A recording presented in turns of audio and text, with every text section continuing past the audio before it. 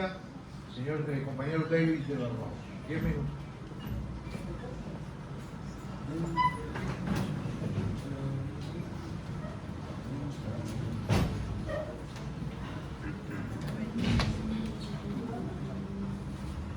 Thank you, Conrad, for your invitation. We asked for the floor to participate in this session because there are several issues in the Americas that we need to address at this seminar. But before I do that, let me say thanks to ECAP, the president of ECAP, the officers of ECAP, for giving us this opportunity and for inviting us.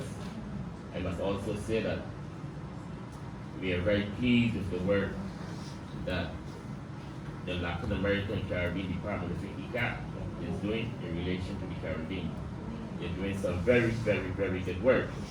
I would also like to say thanks to the World Peace Council for this invitation also. But I am here representing the Caribbean Movement for Peace and Integration, David Dennys, our English-speaking Caribbean region, and I am here to express our solidarity with the government and people of Cuba and to demand the removal of the military base in Guantanamo. This morning when I was able to participate in this session and to hear from the Cuban people and to receive some of the history about the Guantanamo situation, it tells me a lot. And it tells me that we are on the right path when we are demanding the removal of this military base. So this seminar is a very, very important seminar.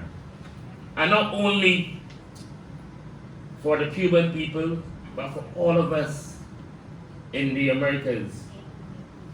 Because we must demand the removal of all of the military bases in our region that is affecting our people. We must also object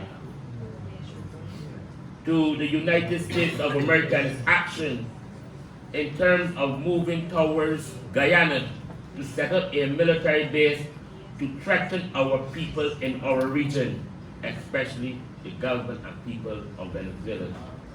We must always come together and must be prepared to work together to defend our region and our people in the Americas. Comrades, friends, brothers and sisters, this is a very tough period for our Caribbean region. At the present moment, they are planning and they are working out strategy to lead a war against the Haitian people. This is a very, very, very, very serious issue, and we must address it. And I want to recommend that in our declaration, we pass a resolution against any form of intervention into Haiti. And I want to repeat this here because we must understand that Haiti played a major role in our Americas from 1804, the 1st of January, when they led a battle against the French and created the first free nation in the Americas. And they are suffering today at the hands of the United States of America, Canada, and France, just because of what they did for all of us in the Americas. So we owe a debt to the Haitian people, and we must defend the Haitian people, and we must fight against any form of intervention into Haiti that will murder and kill the Haitian people. I sit here here today and I listen to all of you, but I can feel the blood. I can smell the blood. I can see the blood that is standing next to those wicked men and women who want to invade Haiti and to create problems for the Haitian people. So my brothers and sisters, whenever this declaration is written, we must include in that declaration that we stand in solidarity with the Haitian people. My brothers and sisters, we in the English-speaking Caribbean want to host the first solidarity meeting with Cuba. And we want to host that meeting during the month of October. And the reason for that is that one of the major attacks against the Cuban people took place in Barbados on the 6th of October 1976, when the Cuban airline was bombed by a group of criminals that have never ever been in prison, that have never ever been properly charged, they have never ever been properly prosecuted, and were able to walk the streets of the United States of America. And the Cuban people suffered because of the bombing of that Cuban airline. The people of Guyana also suffered because we had Guyanese students on that airline. The people of North Korea also suffered because we had diplomats on that airline. And CARICOM, very good thing by CARICOM and Cuba passed the resolution and an agreement in a joint Cuban commission and declared the 6th of October a day against terrorism. That's a very important thing.